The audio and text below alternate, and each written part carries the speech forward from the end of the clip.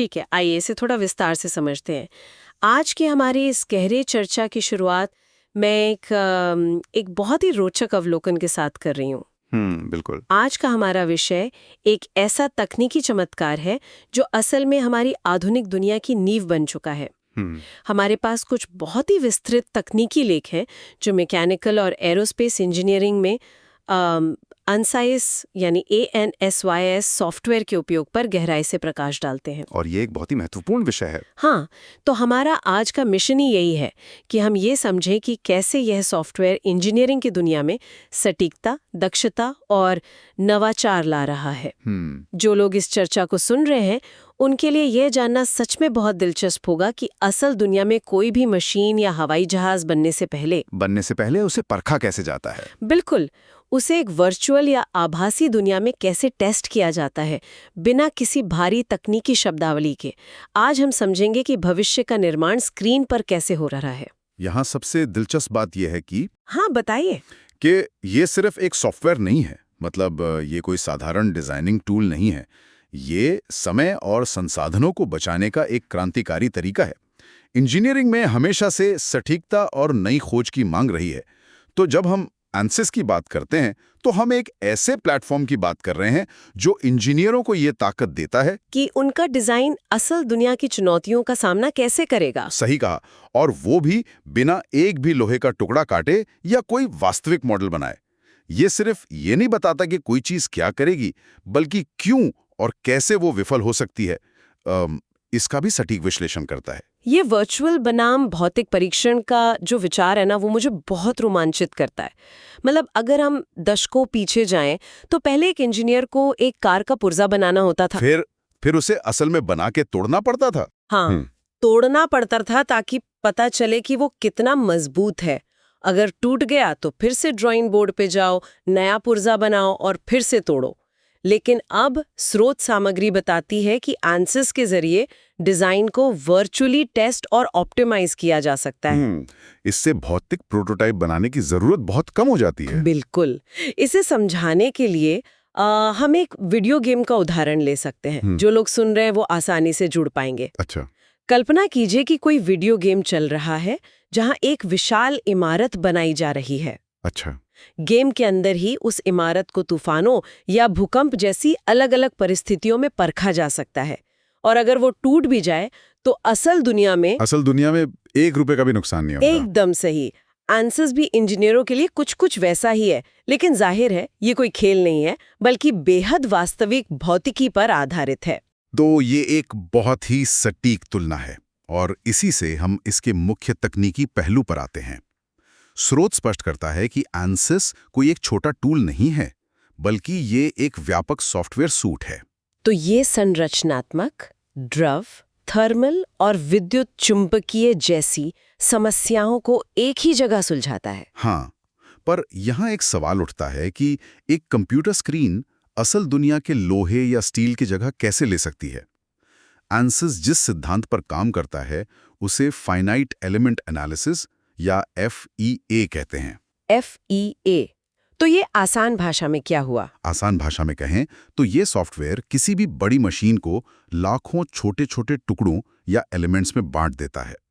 फिर गणितीय समीकरणों का उपयोग करके ये गणना करता है कि हर एक छोटे टुकड़े पर क्या असर हो रहा है। और जब उन लाखों टुकड़ों के परिणाम को एक साथ मिलाया जाता है तो हमें पूरी मशीन की तस्वीर मिल जाती है। बिल्कुल सटीक तस्वीर मिल जाती है। लेकिन जरा रुकिए, एक संशयवादी नजरिए से सोचें तो क्या सच में कंप्यूटर का सिमुलेशन असली लोहे को मोड़ने की जगह ले सकता है?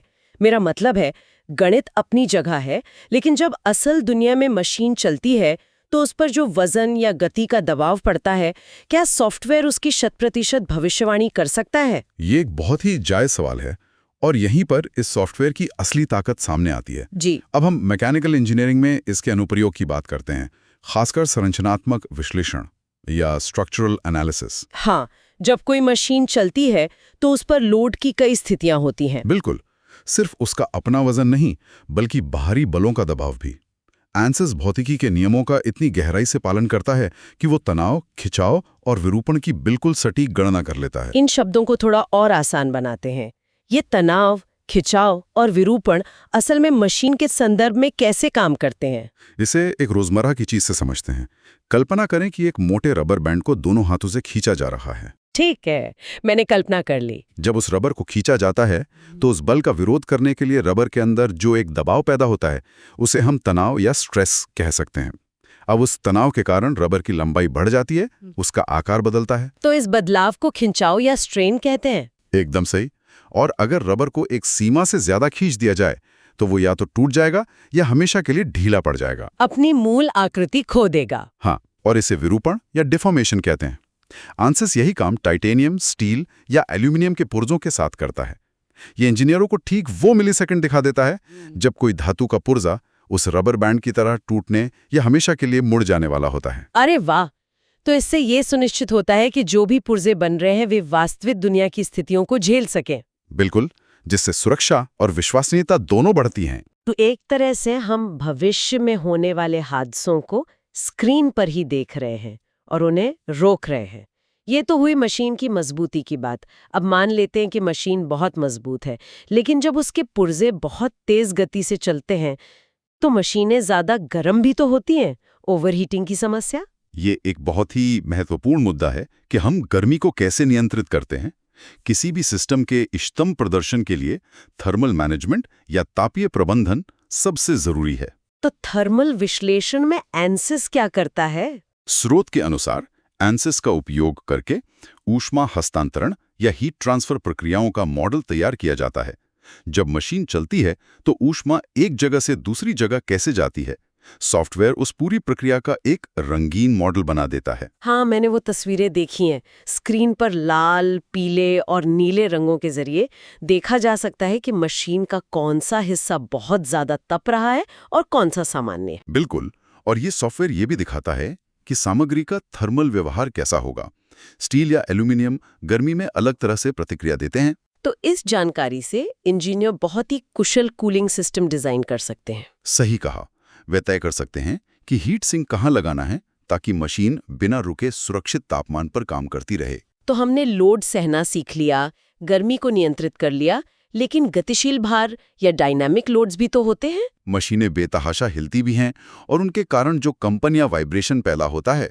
वाइब्रेशन इंजीनियरिंग की सबसे जटिल समस्याओं में से एक है। हाँ, और लगातार होने वाला कंपन अंततः मशीनों की थकान या फिटीग का कारण बनता है, जिससे मशीन फेल हो सकती है। बिल्कुल। हर भौतिक वस्तु की अपनी एक प्राकृतिक आवृत्ति या नेचुरल फ्रीक्वेंसी होती है। मतलब वो गति जिस पर कोई वस्तु स्वाभाविक रूप से कांपती है। हाँ, जब मशीन के चलने से पैदा होने वाला कंपन मशीन की उस प्राकृतिक आवृत्ति से मेल खा जाता है तो अनुनाद या रेजोनेंस होता है। रेजोनेंस, मुझे यहाँ इंजीनियरिंग इतिहास की एक मशहूर घटना याद आ रही है जो 1940 में टेकोमा नैरो ब्रिज ढह गया था। बिल्कुल सही उदाहरण है वो। तेज हवा के झोंकों ने उसमें ऐसा कंपन पैदा किया कि पूरा कंक्रीट का पुल लहरें मारने लगा और टूट गया। वो रेजोनेंस का ही परिणाम था। आइंस्टीन की भूमिका यही है कि वो इन प्राकृतिक आवृत्तियों और मोड शेप्स की भविष्यवाणी कर देता है।